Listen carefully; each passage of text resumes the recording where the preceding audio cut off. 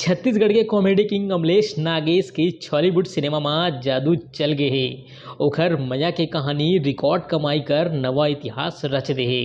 संगवारी हो आप मन ला ये जानकर अउ अड़बड़ खुशी होही कि अमलेश नागेश के जल्द ही 2 ठन अउ नवा पिक्चर अवैया है, जेमा एक ठन पिक्चर में अमलेश मारधार करते हुए नजर आही और दूसरा फिल्म में ओखर मया के कहानी दिखी। तो ये बेरा में अमलेश नागेश के अवैया 2 नवा पिक्चर के बारे में मैं आप मन ला जानकारी दूँ। तो ओखर पहली फिल्म है Tina Tappar. Director Pranav Jha social media account में हीरो हीरोइन के फोटो शेयर कर जानकारी दी से।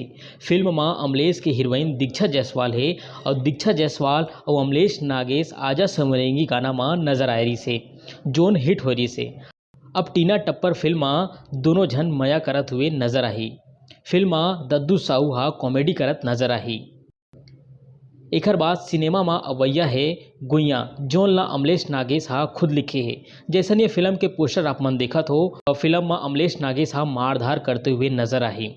तो अमलेश नागेश ला आप मन अभी तक कॉमेडी करत हुए देखे हो, अब ओखर गुस्सा ला घलो देखू। फिल्म सस्पेंस है, थ्रिलर और कॉमेडी घलो खावे।